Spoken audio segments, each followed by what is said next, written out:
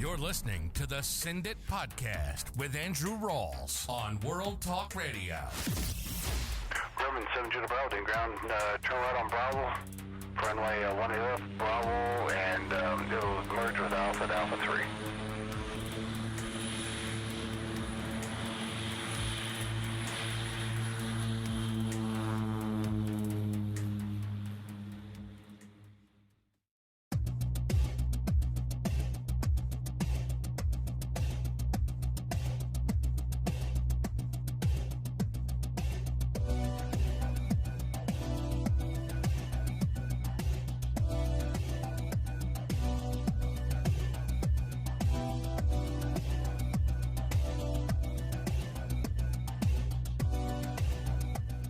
Okay, so a quick word on this, which promises to be a special episode. But it wasn't until 2018, 19 that I was introduced to Facebook and social media. I'd never, throughout college and graduate school, given a shit about social media or any of the people on it. It's a waste of time, and a bunch of fake news pops up in your feed. They're tracking you, privacy issues, everything else. But when you start skydiving, things like weather forecasts, the number of fun jumpers at a particular drop zone, primarily if the drop zone's going to be opened on a particular day, all that information is posted on Facebook. So, if you don't want to waste a bunch of gas driving out to a drop zone, you're better off, joining the platform for better or worse. That way you can get a heads up as to whether or not planes are going to be flying that day. But I just want to say this. A lot of the people on this platform, haters are going to hate, okay? And they don't like the fact that you've got a closet full of canopies, or that you're taking your paycheck from your hard-earned money and spending it everything you have on jumps, and you're flying and you're up in the air more than people that are sitting on the ground. There's a tremendous amount of jealousy inherent in the sport of skydiving. And you look at the people on these skydive Facebook groups, none of these motherfuckers have any jumps. And there's obviously exceptions, but by and large, nobody on there has any jumps. I've never seen any of these people before.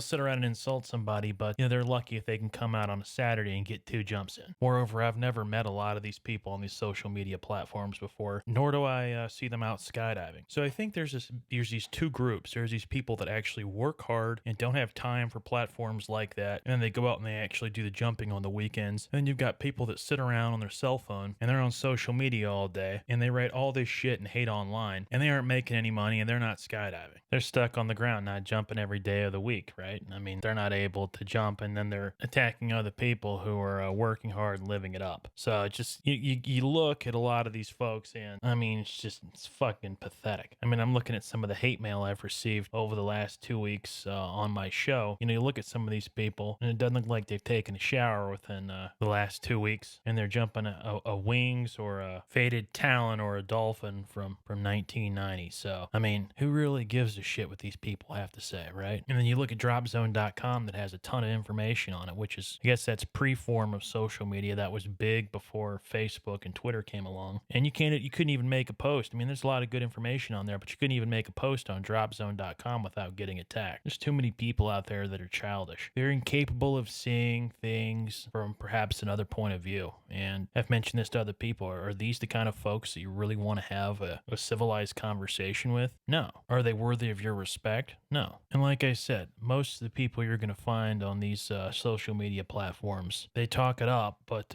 you'll never see them out at the drop zone. So yeah, it's just one of those things that I wish drop zones would have a way that you could see what kind of activity was going on out there in terms of tandems, and if there were any type of weather holes or things like that. But I think you can to a certain degree with Burble. But again, most of that information is on the Fun Jumpers page for the drop zone. Again, you got a lot of people on social media that they don't jump, or they've got really low numbers and they're running their mouth, and you'll never find these people out at the drop zone at all. So fuck them. Who gives a shit what they have to say, right? Again, I said this before and I'll say it again. It's very important where you get your information from in this sport. You may not agree with everything I've said on the show thus far. A lot of the opinions on this show are my own, and I've formed those opinions off the jumps that I've done, and after speaking with experienced canopy coaches, S&TAs, and other skydivers that have a lot of jumps and time in the sport. So again, newer jumpers, as they say, be warned. A lot of these douchebags on social media, you're never likely to run into them at the drop zone. They're just not there. Like I said, they're doing a lot of commenting on social media sites like Facebook and Twitter and those kinds of things. If they're on there all day, they're not making any money and they ain't out there skydiving. And so it's like somebody that walks around a shopping mall at 1 or 2 o'clock on a weekday in the afternoon. I mean, these aren't the kind of people that are going to be featured in Bloomberg or the Wall Street Journal. It's just not going to happen. And you got a lot of people on social media that talk themselves up like they've got a lot of jumps. Again, most of the better skydivers I've seen, they have little to any presence at all on social media. And then you got a lot of these other people who claim that they're expert canopy